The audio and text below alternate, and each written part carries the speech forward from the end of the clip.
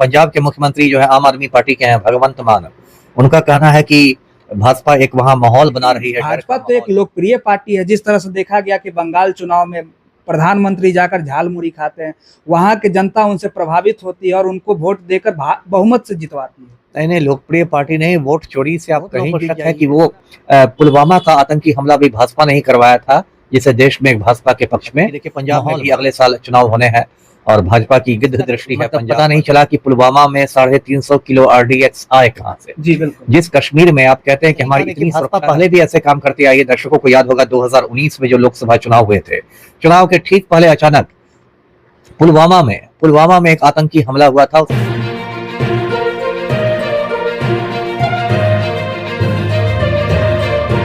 दोस्तों नमस्कार, आप देख रहे हैं एक्सक्लूसिव बिहार और मैं हूं आपके साथ सिद्धार्थ। आपको बता दें कि आज पंजाब में डबल बम विस्फोट के मामले ने पूरे देश में हलचलें मचा दी है। ऐसे में सीएम भगवंत मान का जो बयान है वो काफी चर्चे में है। सर, सबसे पहले तो आपका स्वागत है हमारे चैनल पे। जी धन्यवाद आपका, थैंक यू।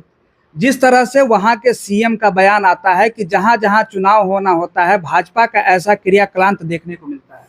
नहीं, मेरा भी वही संदेह है। जो पंजाब के मुख्यमंत्री जो है आम आदमी पार्टी के हैं, भगवंत मान, उनका कहना है कि भाजपा एक वहाँ माहौल बना रही है, डर का माहौल। और इसका क्योंकि देखिए पंजाब में भी अगले साल चुनाव होने हैं और भाजपा की गिद्ध दृष्टि है पंजाब पर। अभी आपने जाना भी होगा कि अभी आम आदमी पार्टी के 7 सांसद राज्यसभा के भाजपा में चले गए, राघव चड्ढा के नेतृत्व में। तो उसमें भी जो टोटल 7 सांसद हैं, उसमें एक को छोड़ के 6 सांसद पंजाब से ही हैं। राघव चड्ढा खुद पंजाब से ही सांसद हैं। तो भाजपा के मतलब अभी लिस्ट में पंजाब ऊंचे नंबर पर है। और ये सही कहा, देखिए भाजपा पहले भी ऐसे काम करती आई है। दर्शकों को याद होगा 2019 में जो लोकसभा चुनाव हुए थे, चुनाव के ठीक पहले अचानक पुलवामा में एक आतंकी हमला हुआ था। उसमें 40 जवान शहीद हो गए थे और उसके बाद फिर सर्जिकल स्ट्राइक की नौटंकी की गई, ये हुआ वो हुआ, उसका फिर भाजपा की सरकार बन गई। आज तक मतलब पता नहीं चला कि पुलवामा में 350 किलो RDX आए कहां से। जी बिल्कुल। जिस कश्मीर में आप कहते हैं कि हमारी इतनी सुरक्षा रहती है कि एक परिंदा पर नहीं मार सकता, वहां 350 किलो विस्फोटक कैसे आ गया इतनी नाकेबंदी के बावजूद। उसमें भी बहुत लोगों को शक है। यहाँ तक कि जो कश्मीर के उस समय गवर्नर थे, अब तो गुजर गए, सतपाल मलिक, बहुत लोगों को शक है कि वो पुलवामा का आतंकी हमला भी भाजपा ने ही करवाया था, जिसे देश में भाजपा के पक्ष में माहौल बने। तो ये लोग किसी भी हद तक जा सकते हैं। और अगर ऐसा हो रहा है, पंजाब देखिए 80 के दशक में बहुत अशांत रहा, वहाँ खालिस्तान आंदोलन हुआ था, स्वर्ण मंदिर में सेना भेजनी पड़ी थी, बहुत खून खराबा हुआ, बहुत मुश्किल से पंजाब में शांति लौटी है। यदि फिर उसको अशांत करने की कोशिश हो रही है तो बहुत दुर्भाग्यपूर्ण है। मतलब कि आप मानते हैं कि जो वहां के सीएम के द्वारा जो आरोप लगाया जा रहा है भाजपा पे, कहीं ना कहीं सही है?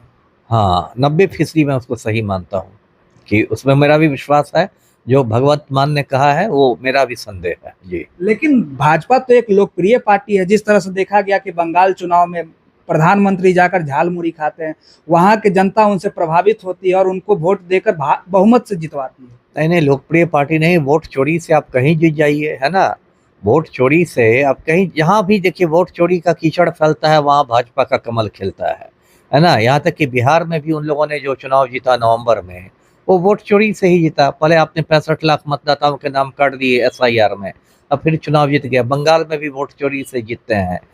तो असल में ईमानदारी से चुनाव हो, बैलेट पेपर से चुनाव हो और ईमानदारी से चुनाव हो, ज्ञानेश कुमार जैसा चपरासी नहीं रहे मुख्य निर्वाचन आयुक्त, तो फिर तो भाजपा का सुपड़ा साफ हो जाएगा देश में। इनकी कोई पॉपुलरिटी नहीं है ना, इनकी कोई पॉपुलरिटी नहीं है। ये लोग सिर्फ धांधली से, वोट चोरी से, पिछले दरवाजे से ये लोग जनादेश को हाईजैक करते हैं। जी, एक दुखद चित्र देखने को मिल रहा है। जिस तरह से देखा गया था कि चुनाव के पहले TMC कार्यकर्ता थे, वो भाजपा को पीट रहे थे, भाजपा कार्यकर्ता को पीट रहे थे। लेकिन चुनाव जीतने जैसे नतीजे आते हैं उसके बाद भाजपा कार्यकर्ता हैं वो हुड़दंग मचाए हुए बंगाल। नहीं, बहुत गुंडागर्दी कर रहे हैं और लगता है कि मतलब तड़ीपार गृह मंत्री का उनको संरक्षण है, इसलिए अभी हजारों की संख्या में CRPF जवान है बंगाल में। इसके बावजूद हिंसा हो रही है। अभी मैं देख रहा था मुर्शिदाबाद में लेनिन जो महान क्रांतिकारी थे, उनकी मूर्ति को भाजपा के गुंडे तोड़ रहे थे। तृणमूल कांग्रेस के समर्थकों पर कातिलाना हमले किए जा रहे हैं। आज तो 3-4 मौतें भी हुई हैं।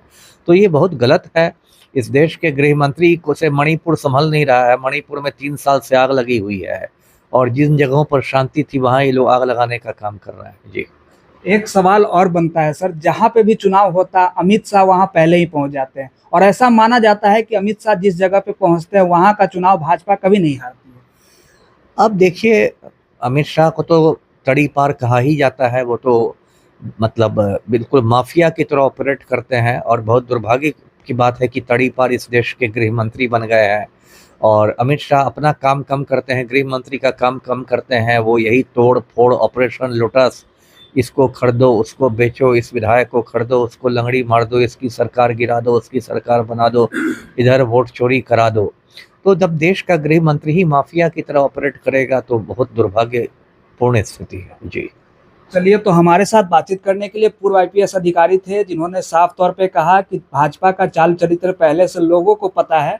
बाकी इनकी बातों पे आपका क्या प्रतिक्रिया है हमें जरूर दीजिए कमेंट के माध्यम से। आपका बहुत बहुत शुक्रिया, बहुत बहुत धन्यवाद।